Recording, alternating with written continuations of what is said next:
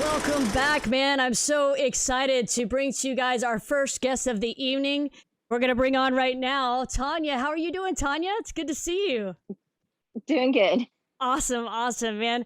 So we just watched a little quick thing from Dr. Joyce O'Shaughnessy about exercise. So that was super cool. And that kind of led us right into you, our breast cancer thriver with stage 4 breast cancer. I'm just so glad you could make it. And before we get started, Tawnya, I just have to point out your shirt again. Can you show that to everybody really good? Because that's just so hilarious, man. I freaking love this. That is awesome. Out of order.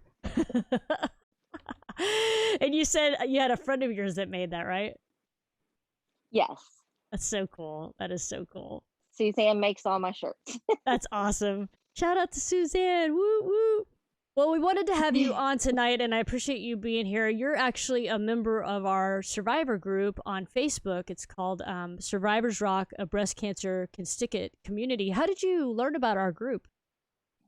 I believe a friend of mine had liked something or something on it, and that's where I found Breast Cancer Can Stick It. And then from there, I found the survivor group. So, well, we're so glad that you can be a part of it.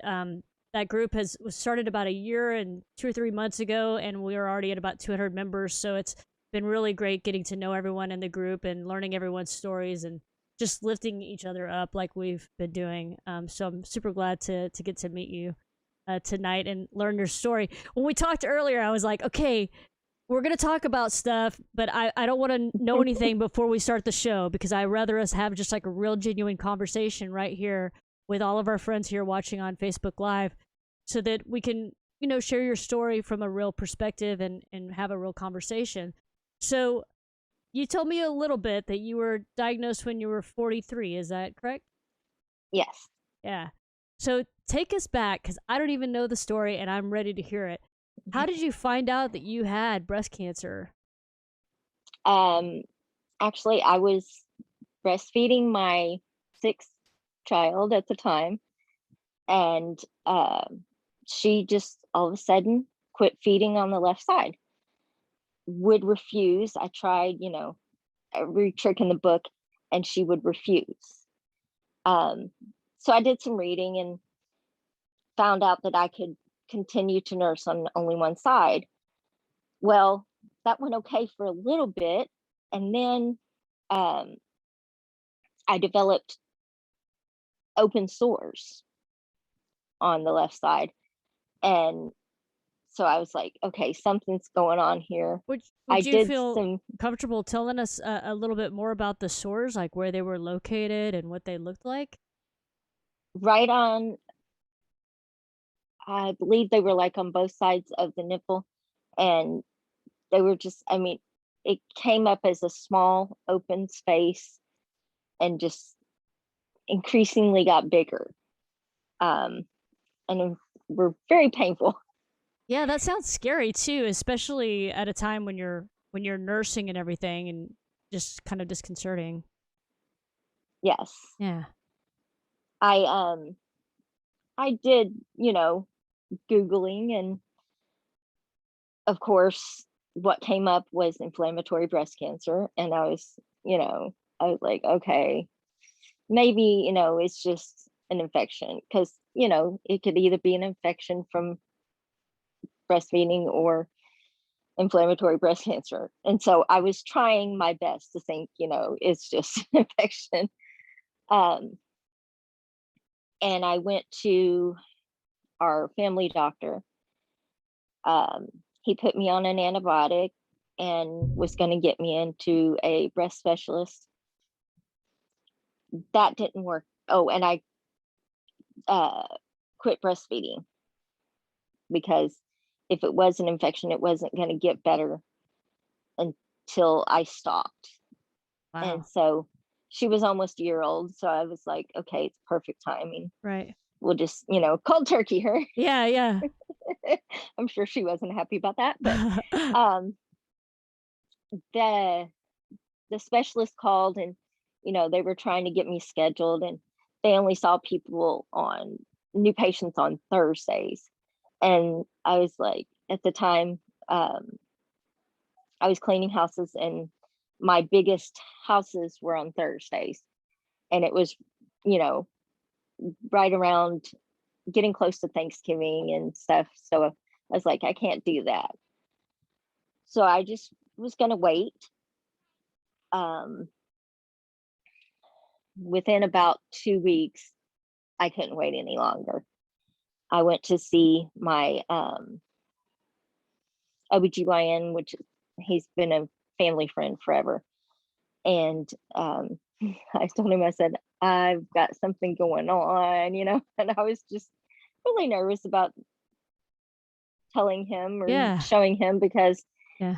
I knew he was going to be like, why didn't you before now? So at this point, had it just gotten much worse, and you kind of I put it couldn't, off? I was having really a lot of trouble sleeping at night Uh because huh. of the pain. Um, and so I, it was over like a 3-day weekend, and um, I was trying to think, over a 3-day weekend, it just like flared. And so I was like, I can't take it any longer. He immediately took one look and he's like, why didn't you come to me sooner? You know, um, was I unapproachable, or, and he got on the phone immediately and started calling to get me into a breast specialist. Well, the first place he called, they put him on hold, and he was holding for like 5 minutes. He's like, forget that. He hung up. He went into his, cards and found um, my doctor, who would become my doctor, and called, and they immediately got me in for the next morning before the office even opened. Wow. So when you were in and he was kind of mad that you hadn't come sooner, how big were these sores at this time, or what was the obvious problem at this point? They were probably, I want to say one was probably dime size and the other a little bigger, but they were, like oozing and, the whole 9 yards. It was gross. Wow, that's so scary though. And so, just to recap, some people have joined a little bit late, but you were breastfeeding at the time, and you started noticing that your child didn't want to go to the left side anymore. It was always just wanting to go to the right. Is that correct? Yes. And so then it was the left side where eventually you started developing these sores, correct? Yes. And then by the time she was a year old, you know it had progressed, and you were at the doctor at this point, and now you're getting hooked in with your, was it a breast surgeon or an oncologist that he was speaking with? A breast surgeon. Gotcha. Yes. And so the very next morning you get to go in to see the breast surgeon. So what happened there? I went in, and immediately she took one look and I could see her face. I knew, I knew. Um, but she sat there and talked to me, and she said, we're gonna do some biopsies, and she explained everything. I mean, she was super awesome, super sweet. Um, she made sure I heard the sound of the device that they used to get the biopsies so that I wouldn't jump, and uh, took biopsies. And she told me, she goes, I'm almost certain that it's inflammatory breast cancer. And just to give everybody a little, background on that. So inflammatory breast cancer is one of the most aggressive forms of breast cancer. It's like triple negative breast cancer is very aggressive, and inflammatory breast cancer is even more so. And inflammatory breast cancer is more commonly seen, like it's a visual thing that you can actually see. It's cancer actually Yes. coming through your skin. So it's very, very different, super scary. So at that point, goodness, I bet, did your heart just drop into your stomach at that point? No, because I already knew. And um God gave me a real peace about everything. It was amazing, because I wasn't even nervous during the biopsies, nothing. Wow, that is amazing. I mean, because it sounds like you did. your research really well and you had strong faith, and so you went in there just kind of ready, huh? Yes. Wow. Yes, I was. So, how long was it after they did the biopsy that you found out what the results were? They did that on a Wednesday, and they called me the next day on a Thursday when I was working cleaning houses. Oh, that's the worst, man. And I Getting a had my call. daughter with me, and Yeah. I had to, I couldn't tell her yet, you Yeah. know. How, So, how old is your daughter at this point? let's see, she was 22, I guess. Gotcha. Okay. Wow.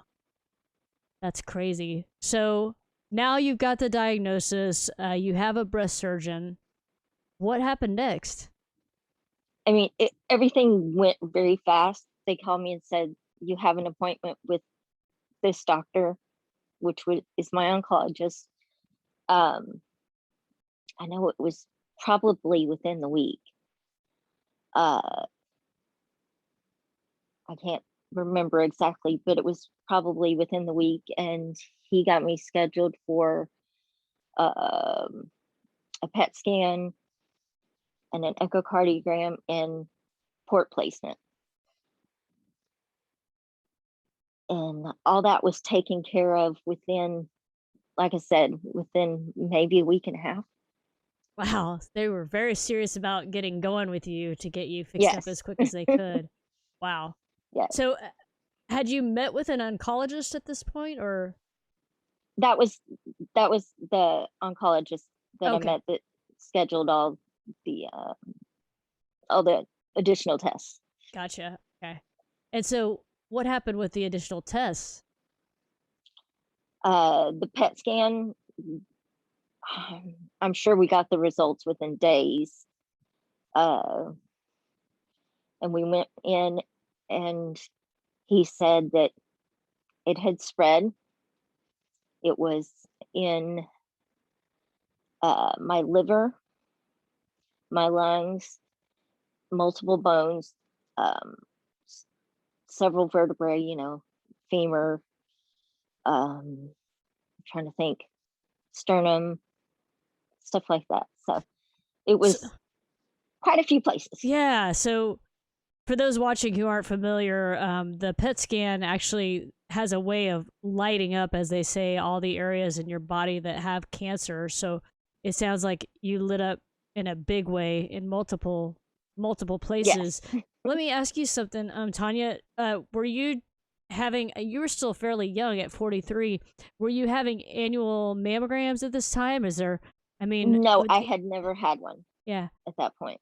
And even still, with it having been so many places, I guess you didn't have anything that told you that anything was wrong until this started happening, huh? Like there was no other No, sign or symptom or anything. I had back pain, but I didn't attribute it to anything because I had Sure. back trouble off and on Yeah. my whole life. So I was like, it's just aches and pains of cleaning houses, working a warehouse, whatever I'm doing Yeah. at the time. Wow. Wow. All right. I'm on the ride with you. I'm with you. I'm following along. This is a lot. All right. So now they've told you that it's spread, it's in a lot of places. So then what happens? um, they said that we would do chemo first, which I started chemo January 2nd of 2019. Um, did 6 rounds of what is it? Taxotere, carboplatin, Herceptin, and Perjeta. So did you lose your hair in these treatments and everything? Yes, I lost my hair. It started coming out before the second round of chemo, which they said it would be about 2 to 3 weeks after your first treatment. So it started coming out, and I was like, "It's falling out, babe. Can we just shave it now?" Yeah. I couldn't get it. Nobody in my house wanted to shave my head. Oh no. So So we waited a couple more days, and I was like, okay, it's driving me crazy. I was like, I need my head shaved. And my husband's like, well, if nobody else will, then I will. So you finally got your head shaved, and it's true. Like a lot of people don't realize it, but yeah, it can be emotional whenever your hair is falling out. But in addition to that, it's just messy. It's just a mess when your hair starts falling out. It's just Yeah, it was just it's everywhere. annoying me. Yeah, yeah, and I don't know if I this happened. didn't mind Uh-huh. Yeah, it falling out. It was just bothering. It was annoying. yeah. I don't know if this happened to you, but I remember whenever I started losing my hair, my scalp, like you know how like if somebody like pulls your hair really hard, that feeling that how your scalp Yeah. feels when your hair is being pulled, that's what my scalp felt like when my hair started falling out. It was really bizarre. So it just hurt. Like my scalp hurt. And then like it was just a mess because my hair was everywhere. And so yeah, you whenever that's happening, you're just like, just shave it, please, just shave it. You know, I didn't want the pain and I didn't want the hair mess everywhere because it was just, I mean, you just barely run your hand through your hair and it just hair be everywhere. It's just a giant mess. So they got your hair shaved. And what other kinds of crazy? Did you have any other crazy like side effects from the chemo? Um, well, after they, when my husband was shaving my head, he just kept grimacing, and I was like, "What's going on?" And he was like being extra careful. He's, if you could see what I see, you would understand. Um, and when he shaved it off, I had uh, what looked kind of like pimples coming up all over my head. Within a couple days, they were severe and they hurt and itched. Turns out I had folliculitis, What in the world is which is an that? infection of Uh-huh. the hair follicles. Oh my gosh. Was that attributed to the chemo? I mean, just because chemo can make you more susceptible to infection? I'm not positive exactly what causes it because you can get it without, chemo, but Uh-huh. um, You're gonna have to I say had that. it You're gonna have to say the name when of it my again too, by the hair way. fell out, folliculitis. Yeah, it's crazy. And I also got it when my hair was growing back in, not so much on my head, but mainly on my legs. I had the same sores on my legs, Oh and no. so I had to take an antibiotic again. Wow. And so those kind of sores and pimples, they would hurt and itch. Is that right? Yes. It's like, I mean, Tanya, it's like, dude, I'm going through enough here. Why this too, right? It's like you didn't need another thing, and to have that happen is just so bizarre and unfortunate, and just a pain in the butt. You know, when you didn't need any more Yep. pains in the butts, right? Wow. So how many months again was it that you had? Because you had they threw everything at you, the entire kitchen sink. I mean, Taxotere. You mentioned several different types of chemo. It sounds like they threw everything at it, huh? Yes, I had 6 rounds of the chemo, and then we did a follow-up PET scan. And in the follow-up PET scan, none of the mets or where the cancer had traveled to lit up. Oh wow, that's amazing. So like the places, are you saying like the places that had lit up before, like in your liver and your sternum and your back and other places, it was no longer lighting up? Correct. Excuse me, I had to cough off camera there. Um, Okay. yeah, you're like, where did she go? Wow, that's amazing. That's like miraculous when you think of it. I mean, were they just like, holy crap, this is we're getting it back in check, like we're calming it Yeah, down. everybody was amazed. But I had churches all over the world praying for me. So we pretty much knew that we were going to have a good outcome. So, I love that. I mean, just a strong faith and just enormous prayer circle essentially pulling from you yes. for you and making sure that you're gonna be okay. So wow. Okay. So again, everybody who's watching right now, I always make a point when we have guests on to not know the story in advance. So I'm trying to swallow this like you guys are too. This is a lot. I mean, to be diagnosed with inflammatory breast cancer, which is one of the most aggressive forms of breast cancer, and then to find that it has spread in numerous parts of your body, making it essentially stage 4. Then going through 6 rounds of chemo to calm it all down to where all those other places are no longer, quote, lighting up as having cancer. So what was next on the agenda? It's like, man, you guys are just barreling through and kicking butt and taking names. So what was next after the chemo and after that PET scan? Well, I finished chemo in April of 2019. Um, and I started on hormone blockers. And then I had surgery in June. I had a double mastectomy and 23 lymph nodes removed. Wow. And with the lymph node removal, I assume they biopsied several, or were they aware that several had cancer cells in them? They were going by, first of all, the PET scan, and also just, I think she took anything that looked funny because she wanted to make sure that there was nothing left. And the funny part is, I had my first and only mammogram before surgery. That's crazy. Wow. Man, let that sink in, everybody. Just, remember to get those mammograms as early as they'll allow it if you can, especially now the 3D mammograms. But to get your first and only mammogram right before your double mastectomy, that's crazy. Okay, so they did the double mastectomy. They took out 23 lymph nodes. Did you have any trouble, or have you had any trouble with lymphedema as a result of that? Yes, I have lymphedema, obviously, wear sleeves. It started shortly after surgery um, in my left arm. Went to therapy, got a lymph pump, sleeves, the whole 9 yards. I've had a little trouble with it being in my chest some, Wow. but we're keeping it under control. So That's great. I want to be sure, and I got to go back. A few people have commented, Tanya, and I want to make sure that you hear what they've had to say here. Max said okay. earlier. Max said earlier, "Wow, faith is such an important key to having peace in the face of that kind of diagnosis." So true. Casey wants to tell you that you are in her prayers. Adriana is sending Thank you you. love. Let's see. Oh, Max is a hairdresser, so he says he's shaved heads a few times, and it's a rough emotional experience. But giving someone the opportunity to take control of that loss is something I would do for anyone going through this. So Max is a rock star that way. Yes. Brandy says prayers work. Casey says having my mammogram tomorrow. It's very important, people. Yes, Casey, good job, girl.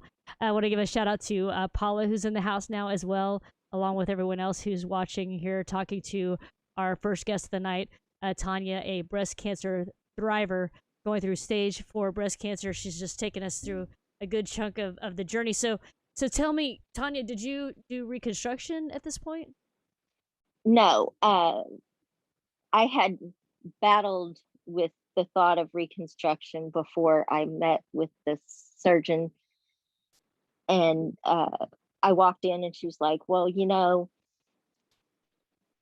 we won't do reconstruction for at least 2 years because of the involvement of your skin. We want to keep an eye on things. And so immediately it was like, okay, relief. I don't have to think about it. Yeah, no kidding. Yeah, it's kind of off your plate. Well, but did they? I mean, even so, like I remember when I had my double mastectomy, they were like, "Well, do you want reconstruction?" Because they need to put these expanders in if you're going to do reconstruction at some point or another. Is reconstruction completely off the table for you? Have you just kind of decided that's not of interest to you at this point? Yeah, it's not of interest to me. Yeah. I've passed the 2 year mark. But I'm happy. Yeah, yeah. Well, I mean, yeah, One less thing to worry about. yeah, yeah, and we haven't ever talked before, so I don't know if you know, but I also had a double mastectomy without reconstruction, and so I'm the same way. I have 10 and a half years without breasts, and I'm fine. The one thing I remember speaking with my surgeon about was, at least we don't have to worry with mammograms forever and a day, or still having to get checkups, or watch out for lumps. There's nothing, to examine anymore. It's all gone. So, I just have annual visits with my OBGYN, and she checks around there and just feels around and whatnot. And, now that I'm 10 and a half years out. So yeah, I've been very, you know, blessed with my decision. I felt like it worked for me, and I assume you're happy with your decision as well, huh? Exactly. Yeah. So when was the surgery? Like, what was the date of that surgery? June 17th of 2019. Gotcha. All right, so that's like a couple of years ago now. So get us up to Yes. speed. What's happened since that surgery? Well, I forgot to mention pathology from the surgery. It came back that all lymph nodes were clear and they only found Oh, 3 23. millimeters of Sorry. cancer. Are you kidding? So that chemo just went in there and freaking destroyed any of the cancer in you, like a nuclear bomb or something. Just went in there and just like was like, what? That's unbelievable. Double mastectomy, 23 lymph nodes, and they find a 3 millimeter, you said, Yes. spot of cancer, and that's it. After all of that chemo went in there, it took it down, and you cleared everything out, leaving it nowhere to survive. That's freaking amazing. Sorry, I'm a little pumped up right now. That's just so amazing. So I always tell people God is faithful. yeah, yeah, that's so cool. That's awesome. I mean, and what a huge, amazing testimony too. So since that time, so you got your pathology back, everything's great. So then, what does that mean? Did you just start going for like frequent checkups every now and then, or what happened next? They they said they wanted they my case was presented before the tumor board and they felt that radiation would be a good thing to do to make sure that there are no, microscopic cells left in my skin. And so I had 33 rounds of radiation in, I guess that would be August and September of 2019. Wow. I'm just sitting here thinking about that they've thrown everything at you. You've had all these different types of chemotherapy, whereas most people have about three, and it seemed like you listed four or five different types of chemo. And then you had the double mastectomy without reconstruction and radiation on top of that, just as a kind of a, I don't know, to top off your beverage, if you will, and it gets you all fixed up. So after all the radiation was completed, did you have any? Well, first of all, did you have any side effects from that radiation? Any problems? I burned pretty good. It didn't start until after it was all done because you continue to burn after the fact, which is something that I don't think everybody realizes. I ended up with a couple open sores, and I used, what is it? That sulfur sylvanine. I can still never say that on the burns. And then Uh-huh. when they became open, my radiation oncologist said to use Neosporin, Wow. Okay. I think that which the soothed them rather well. that's good. Yeah, I know that the stuff that you were talking about that you put on there, I think that it's common for people going through radiation to use that cream or lotion to help with the burns. And so how is your body today? How are you today? It's good. I have still a little area that looks like I have a pretty good tan, but it's fading slowly. That's funny. So are you still going for regular checkups right now with your oncologist? I'm still getting, well, at the time after completing chemo, I continued on the Herceptin, which is the immunotherapy, every 3 weeks until last November when my routine scans that we do every 3 months showed that the cancer was active again.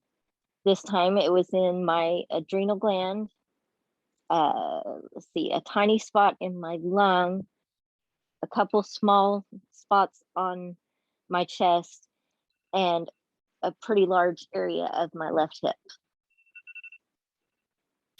Wow. Were you noticing any pain or feeling anything in any of those areas that My kind of, hip my hip had been bothering me for a little while. yeah. I was thinking that it was possibly from my back because I do have um, deformities of my uh, vertebrae now that the bone is grown back. It grows back odd. So I thought that's what it was.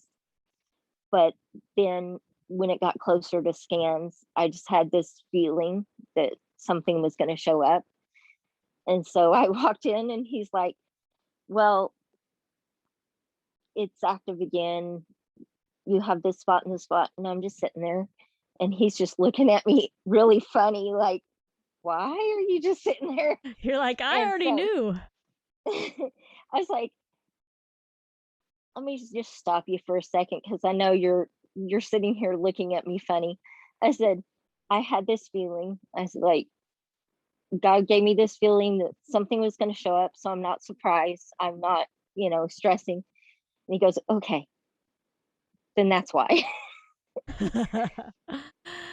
Wow, how amazing to always have that just placed on your heart, and that comfort knowing in advance, uh, being able to see and listen, um, to know when things are coming, you know? That's got to Yes, give you some amount of comfort and peace, right? exactly. Every Yeah. day. Yeah, yeah, amen. So, how long ago was that scan that you just described? That was November of 2020. Okay. And so, was that the last time you've been in, or did they crank up some No, treatments on you, or we changed from getting Herceptin infusions every 3 weeks to getting Kadcyla, which is from what it was explained to me was it's Herceptin with chemo tracers. And so I'm getting that now every 3 weeks. wow. So you're active in the fight as we speak, and you're still kicking it, and still got the prayer warriors out there for you. And Yes, we went back, let's see, it was the day after my fourth round of Kadcyla. I had the follow-up PET scan, and it showed once again that nothing else was lighting up. wow, so crazy. Man, you're like this walking miracle. I think it's so important for people to hear this story, to give people hope. You know what I mean? Like, you receive a diagnosis like that, you could really slip into a very dark place. But you've kept your faith, and you've kept your hope, and your family and your friends all rooting for you, and pulling for you, and it's really made a difference for you. I'm sure not Yes, just, physically and the outcome that it seems to have given you, but also just emotionally having that kind of support and that kind of peace has got to be amazing for you. it is. Wow. Very much Wow. so. Girl, we like used up our 30 minutes in no time flat tonight. Really, for real. It's so great. I'm so glad that you were able to join tonight, and that we were able to chat about you going through stage 4 inflammatory breast cancer. We're going to be sure and put this up on our YouTube channel as well, so that people who are looking to learn more about women going through this, and understand your experience. And certainly I know there are people always out there looking for more women who've gone through inflammatory breast cancer that can kind of be a mentor to them, and be an inspiration. And I know that you will be. I'm just very thankful you could join, Tawnya. I really appreciate you coming on tonight. Thank you. Yeah, girl. So we're going to let you off this evening, and remind everybody that if you want to come hang out with me and Tawnya, we are over at Survivors Rock, a breast cancer can stick it community, a Facebook group out here, just chatting it up, talking about our experiences and lifting each other up. So be sure and join that. And Tawnya, I want to thank you again for joining tonight. Have a great night, okay, girl? You too. All right, see you later. All right, Later. everybody, give it up for our girl Tawnya. So cool of her to join us